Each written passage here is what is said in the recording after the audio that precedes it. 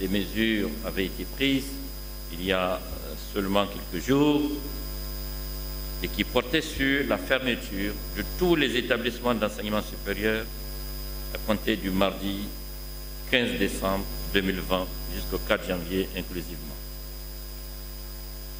Il y a eu également, vous le savez, la suspension des audiences publiques des juridictions du premier degré et du second degré au 17 décembre jusqu'au 16 janvier 2021. Maintenant, au titre des nouvelles mesures adoptées par le Conseil des ministres extraordinaire de ce jour, 18 décembre 2020, le gouvernement a décidé 1.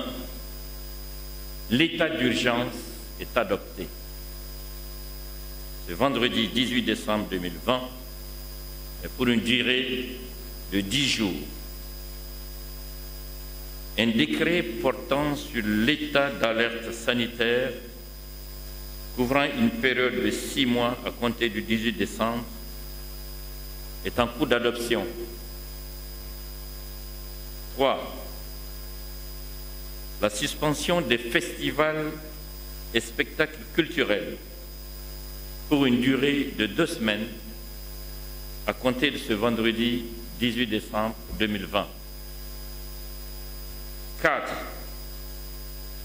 La fermeture des rues marchandes ainsi que la fermeture des lieux de loisirs, notamment les bars, les restaurants et les discothèques à compter du 19 décembre 2020 à minuit. Cette mesure restera en vigueur jusqu'au 4 janvier prochain et fera l'objet d'une évaluation de la situation épidémiologique. À l'expiration de ce délai, il sera déterminé son impact et le gouvernement pourra envisager soit une abrogation, soit une prorogation. Donc la réouverture des lieux de loisirs se fera sur la base d'un constat du respect strict des gestes barrières.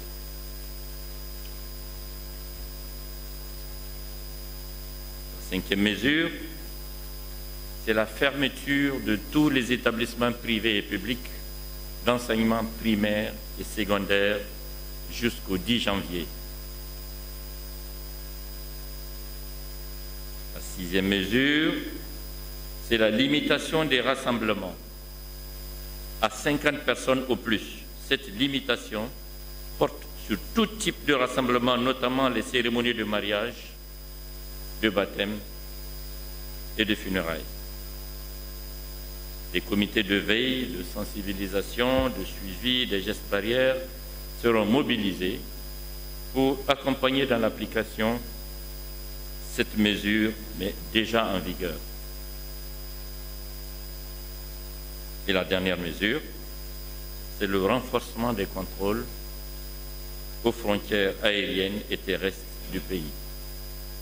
Voilà donc les mesures qui ont été prises aujourd'hui en Conseil des ministres, mais un Conseil des ministres extraordinaire qui a estimé qu'il fallait devoir statuer très rapidement à travers des mesures fortes sur la pandémie en progression dans notre pays et pour permettre aux populations du Mali de prendre leurs responsabilités et en citoyens avisés de respecter les mesures qui viennent d'être prises.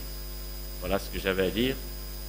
La parole sera donnée au ministre de la Santé tout de suite, qui va vous donner les détails sur les mesures sanitaires qui également ont été prises. Et après, vous aurez le ministre des Finances qui vous expliquera à travers des chiffres quel a été l'effort du gouvernement du Mali pour faire face à cette pandémie.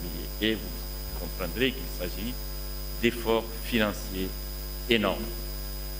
Au plan sanitaire, la prime présidentielle accordée aux agents de la santé et de la protection civile sera payée. Instruction aux services techniques de procéder à des tests rapides sur les cas symptomatiques dans les centres de transit aménagés à cet effet. Le gouvernement a décidé d'accélérer l'acquisition des intrants médicaux, kits de dépistage, box d'oxygène, respirateurs, et de s'engager sur la voie de détecter, isoler, traiter à temps les cas de Covid-19. Étendre la mesure de télétravail et ou de système de rotation au secteur privé pour toutes les entreprises employant plus de 50 personnes sur le même espace, étant donné que cette mesure avait été prise au niveau du secteur public il y a de cela quelques jours. Pulvériser les marchés de façon périodique. Cette action sera faite avec la Direction générale de la santé et de l'hygiène publique en collaboration avec la protection civile.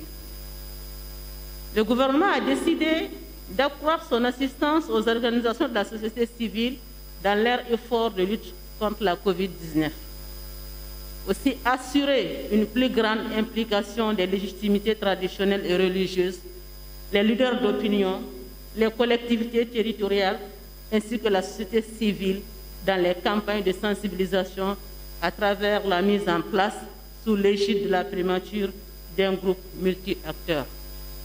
Voilà les mesures qui concernent sur le plan sanitaire.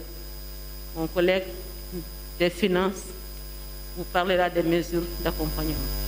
Le gouvernement du Mali est conscient que certaines des mesures adoptées à l'issue du Conseil des ministres extraordinaire du 18 décembre 2020 imposent des contraintes supplémentaires à certains acteurs économiques, principalement ceux qui sont directement affectés par l'arrêt de leurs activités, interdiction des festivités, fermeture des rues marchandes, ainsi que des bars et restaurants et discothèques. Aussi, des mesures sont prises pour accompagner ces secteurs, s'agissant tout particulièrement des restaurants. Leur réouverture pourrait être envisagée après une évaluation. Le cas échéant, elle se fera sur la base d'un protocole défini par le ministère de la Santé et dont l'actionnaire fera l'objet d'une communication spécifique. Les comités de sensibilisation et de veille seront mobilisés à partir du 19 décembre 2020 dans le district de Bamako. Tout en poursuivant la campagne de sensibilisation, ils veilleront au respect des mesures relatives aux gestes barrières. Sur le plan financier, un appui sera fait aux organisations de la société civile dans le cadre de la riposte face à la pandémie, avec un accent particulier sur la sensibilisation et la distribution des kits de désinfection sur les lieux du culte.